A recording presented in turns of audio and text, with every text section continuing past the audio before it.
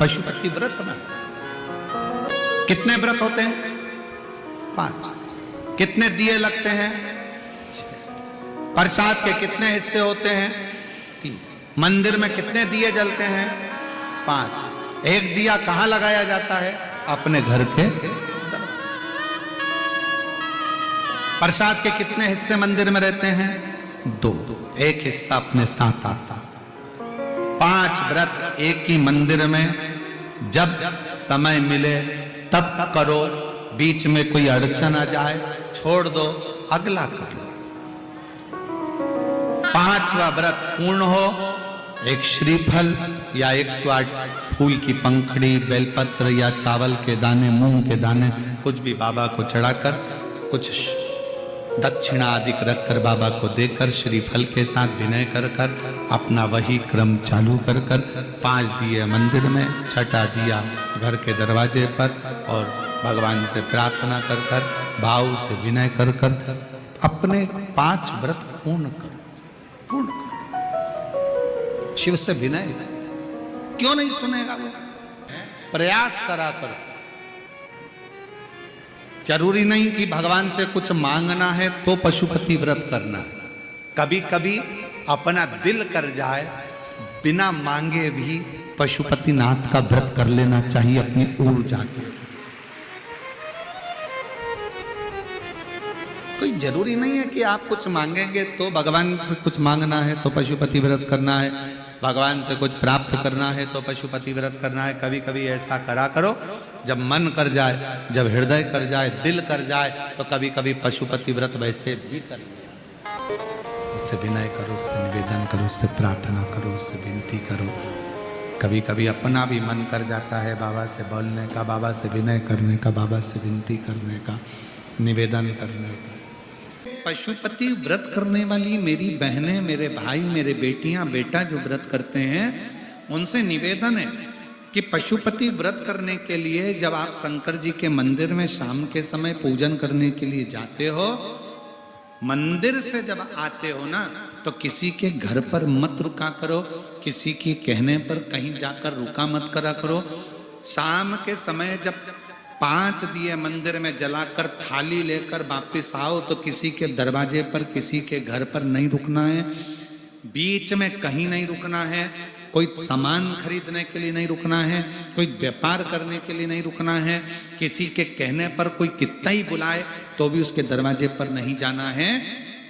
पूजा की थाली जब 5 दिए लगाकर 2 प्रसाद के हिस्से मंदिर में रखकर थाली लेकर जब अपने घर के लिए 1 दिया लेकर जाओ तो उस बीच में कहीं नहीं रुकना, सीधे अपने घर के दरवाजे पर ही जाओ और वहां राइट हैंड में बैठकर दिया लगाओ। घर के अंदर जाकर जो प्रसाद का एक हिस्सा है भोजन करने से पहले वो पाओ। इसको पशुपति व्रत करते। कई माताओं की आदत रहती है, मंदिर से आते आते इसने रोक लिया, वहां बात करने खड़ी हो गई, उसने रोक लिया, वहां बात करने खड़े हो गए, सहेली साथ में गई थी तो उससे बात करने खड़े हो गए, उसके दरवाजे पर चले गए, किसी ने कह दिया काकी इधर आओ, उसके दरवाजे पर पहुंच गए। अपने पूजन की थाली लेकर जब पशुपति व्रत कर कर शाम को पूजन कर कर वापिस आओ, तब दिया 1 और प्रसाद का हिस्सा जब लेकर आओ तो अपने घर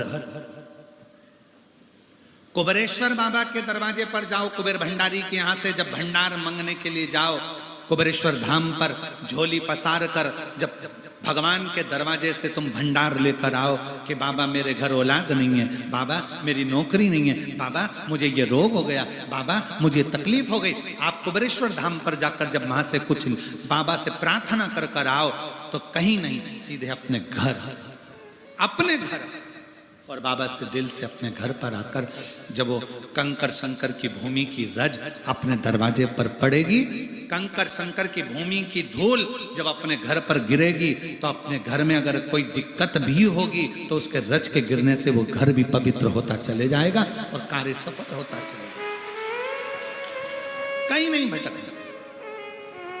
पशुपति नाथ के व्रत का भी उद्यापन होता है, क्यों नहीं होता? जिससे पशुपति नाथ का व्रत किस किसने किया? जरा हाथ उठाओ तो जरा। सबने करा है? रखो। पशुपति नाथ का व्रत कितने सोमवार का होता है? जम के बोलो जरा। 5। कितने दिए लगते हैं? 6 दिए। मंदिर में कितने लगते हैं? 5। अपने दरवाजे पर 1। प्रसाद के कितने हिस्से होते हैं? 3। मंदिर में कितने रखाते हैं? 2। 1 हिस्सा अपने को स्वयं खाना। अब कई लोगों के मन में एक प्रश्न अड़ता है कि गुरुजी हमने 5 व्रत करे, अगर संतोषी माता का व्रत करते हैं तो उसका उद्यापन होता है, लक्ष्मी जी का वैभव लक्ष्मी व्रत करते हैं तो उसका उद्यापन होता है, हम गुरुवार का व्रत करते हैं तो उसका उद्यापन होता है, सोमवार का व्रत करते हैं उसका उद्यापन होता है, प्रदोष का व्रत करते हैं उसका उद्यापन होता है, एकादशी का व्रत करते हैं उसका उद्यापन होता है, हम देवी जी का व्रत करते हैं नवरात्रि का उसका भी उद्यापन होता है, करवा चौथ का व्रत करते हैं चतुर्थी का उसका भी उद्यापन होता है, तीज करते हैं तो तीज का उद्यापन भी होता है, छठ करते हैं तो छठ का उद्यापन भी होता है। तो पशुपति नाथ के व्रत का भी उद्यापन होता है, क्यों नहीं होता? जब एक व्रत आप चालू करते हो और 5वां व्रत जब आपका पूर्ण होता है, तब 5वें व्रत पर जब आप श्रीफल, भेंट और 108 चावल के दाने या बेलपत्री या फूल की पंखड़ी या कुछ भी सामग्री, मूंग आदि कुछ भी शंकर जी को जो आप समर्पित करते हो, 108 चावल के दाने, 108 पत्तियां, वो एक साथ नहीं चढ़ाए जाते।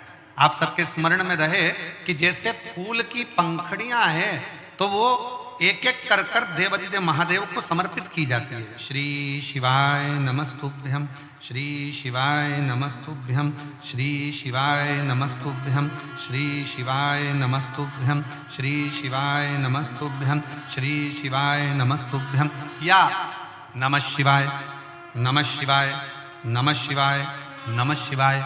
पुरुष है तो ओम नमः शिवाय, ओम नमः शिवाय, ओम नमः शिवाय, ओम शिवाय, ओम नमः शिवाय, ओम नमः शिवाय। जिस मंत्र का आप उच्चारण कर रहे हैं, जिस भाव से आप मंत्र का उच्चारण कर कर 108 चावल के दाने या बेलपत्र या पुष्प जो भी समर्पित कर रहे हैं श्रीफल के साथ में, ये जानकर करें कि वो शंकर जी के पशुपति नाथ व्रत का उद्यापन है।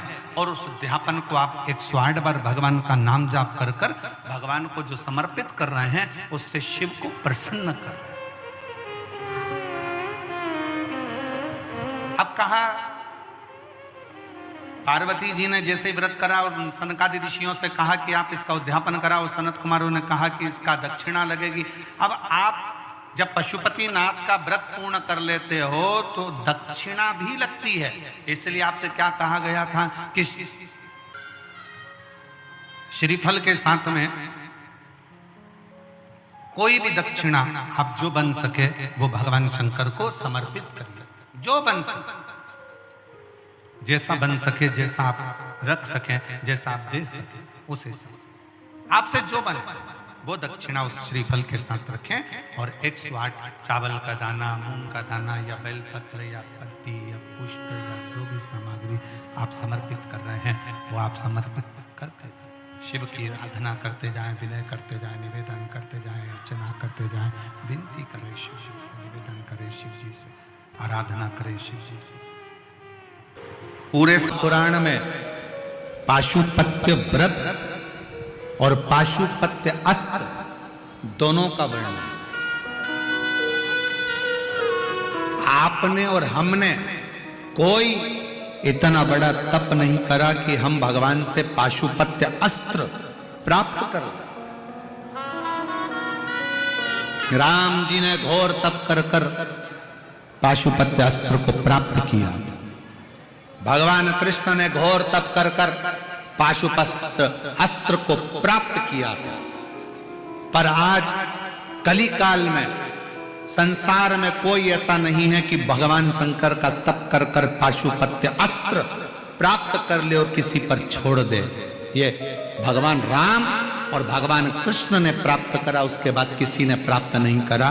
तब कली काल में वेद व्यास जी ने वर्णन किया, आप पाशुपत्य अस्त्र प्राप्त नहीं कर सकते, पर 5 सोमवार के व्रत कर कर, पशुपति व्रत कर कर भगवान की भक्ति प्राप्त कर सकते। जितना बल पाशुपत्य अस्त्र में होता था जो राम और भगवान कृष्ण के पास में थे, उतना ही बल पशुपति व्रत में होता है। उतना ही बल पशुपति व्रत में। पाशुपत्य अस्त्र जितना बल पशुपति व्रत में है। पाशुपत्य अस्त्र जितना बल पशुपति व्रत में है। और जिसने करा बाबा ने दिल से दिया है। हाँ, थोड़ा हो सकता है कि देरी हो जाए, थोड़ा हो सकता है कि थोड़ा समय लग जाए, थोड़ा हो सकता है कि थोड़ा समय लग सकता है, थोड़ी देरी हो सकती है, पर प्रयास करो। फ्री टाइम रहे, जब आपको लगे कि मुझे बाबा से कुछ मांगना नहीं है, फिर भी मेरा दिल कर रहा है, मेरा मन कर रहा है, तो मैं पशुपतिनाथ का व्रत करूं, मैं पशुपति व्रत करूं। मन कर तब करा। पशुपति व्रत की महत्वता दर्शाती। अब पशुपति व्रत को समझ लेना। कई माताएं गलती करती हैं, कई माताएं व्रत को नए नए तरह से करती हैं। कोई कुछ बताता है, कोई कुछ बताता है, कोई कुछ बताता है। उस व्रत को आप समझ लीजिए, पशुपति व्रत को। पशुपति व्रत 5 सोमवार का होता है। कितने सोमवार होते हैं? अच्छे से समझ लेना। 5 सोमवार का व्रत है। आज अष्टमी का दिन आप लोग अच्छे से समझ लोगे तो आपको फिर कोई ये नहीं होगा कि मैंने व्रत करा और मेरा काम क्यों नहीं हुआ। उसमें अपने को अपनी गलती छांटना है कि गलती कहां हो रही। पशुपति व्रत 5 सोमवार का होता है। बीच में किसी सोमवार पर यदि एकादशी पड़ जाए, या कोई तीज पड़ गई, या कोई त्योहार पड़ गया, कोई नवरात्रि का व्रत कर रहे हो, या कोई त्योहार का व्रत कर रहे हो, या कोई तिथि का व्रत कर रहे हो, और उस दिन सोमवार पड़ गया। अब आपने विचार करा कि मेरा पशुपति का भी व्रत है और साथ में तीज का भी व्रत है, तो कौन सा व्रत करूं मैं? तो उस समय पर आपको पशुपति व्रत छोड़ देना चाहिए। फिर आप तीज का व्रत कर लो, या चतुर्थी का करती हो तो चतुर्थी का करो, छठ का करती हो तो छठ का करो, नवरात्रि के व्रत करती हो तो नवरात्रि के करो।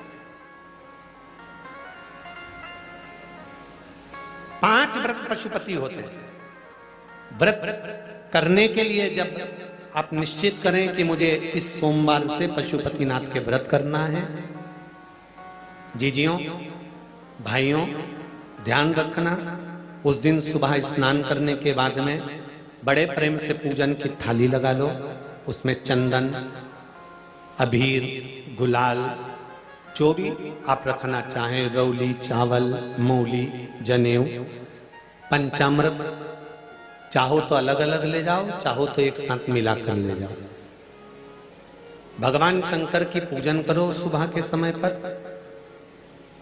और शिव जी का पूजन कर कर, आराधना कर कर भगवान शंकर से प्रार्थना करो, हे शिव जी, हे ओगड़दानी, हे त्रिकालदर्शी, हे कैलाशी, अविनाशी, आज से मैंने पशुपति व्रत प्रारंभ करे।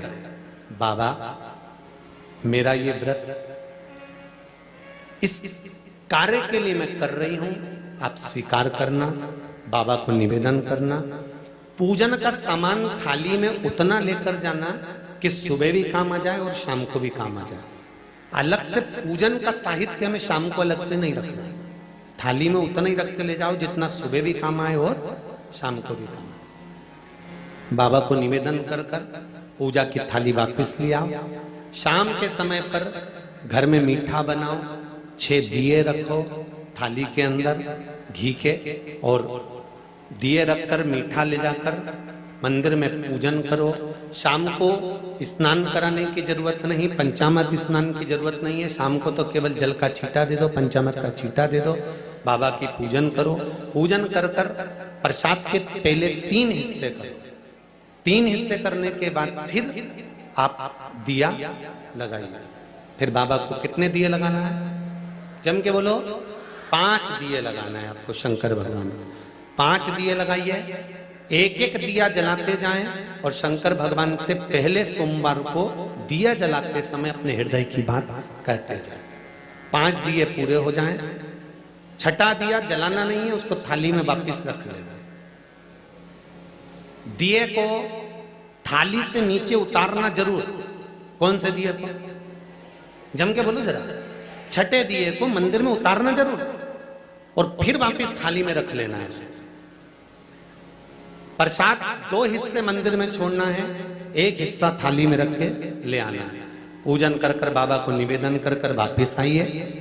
शाम को जब घर में प्रवेश करो, सीधे हाथ की ओर, घर में अंदर जाते समय अपना जो राइट हैंड हो, अपना जो सीधा हाथ हो, उस ओर बैठो और बैठने के बाद उस दिए को प्रकट कर लो, प्रज्वलित कर लो।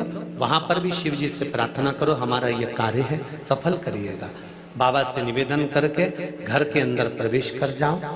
भोजन जब जीमने के लिए बैठो, भोजन करने के लिए बैठो, सबसे पहले जो प्रसाद लेकर आए हो उस प्रसाद को खाइए। जो प्रसाद आप लेकर आए उस प्रसाद में से किसी को नहीं देना है, आपको अकेले खाना। उतना ही प्रसाद लेकर जाना जितना खब जाए, छोड़ना भी नहीं। सबसे पहले प्रसाद खाइए, उसके बाद में भोजन करिए। इस व्रत में सुबह आप फलहार कर सकते हो, शाम को भोजन कर सकते हो। भोजन में ये जरूरी नहीं है कि मीठा ही खाना है, नमकीन भोजन भी कर सकते हो। बस मीठा कब खाना है, जब प्रसाद का एक हिस्सा लेकर आओ तो वो एक हिस्सा आप खाओ। उसके बाद में जब भोजन करो तो नमक का करो, कोई मना नहीं, मिर्ची का करो, पर उसमें दिखावा ना करो और भोजन करें। ऐसे 5वां जब सोमवार आ जाए, बीच में अगर कोई सोमवार छूट भी जाए तो व्रत करना, पूजन मत करना। कोई रजो धर्म आ गया, रजस वाला धर्म आ गया, कोई कार्य आ गया तो उसमें पूजन करना, पूजन नहीं करना है, उसमें व्रत जरूर करना। और जब 5वां व्रत रहे और 5वां व्रत जब रहे तो उस 5वें व्रत में जब सुबह पूजन कर आओ, शाम को पूजन करो, तो शाम को भगवान पर 108 या तो चावल के दाने, मूंग के दाने या बेलपत्र या फूल की पत्ती, जो भी 108 चढ़ा सकते हो, भगवान को चढ़ाकर एक श्रीफल 11 रुपए उस पे रखकर शिव जी से निवेदन कर कर घर पर आ जाइए, दिया लगाइए और बाबा से निवेदन कर कर प्रसाद पाइए। अगर नियम से कर लिया तो मेरा विश्वास कहता है 5 सोमवार के अंदर ही आपका काम हो जाएगा, 5वें तक पहुंचोगे। ये शिव शंभु शरणे मांगू घड़ी घड़ी दुख दया करी निदर्शन आपो। 5 व्रत पूर्ण कर, एकादशी पड़ जाए, रजस्वला धर्म पड़ जाए, कोई कारण पड़ जाए तो फिर व्रत को आगे बढ़ाए, पर 5 गिनती गिन के 5। ऐसा मेरा शिव है।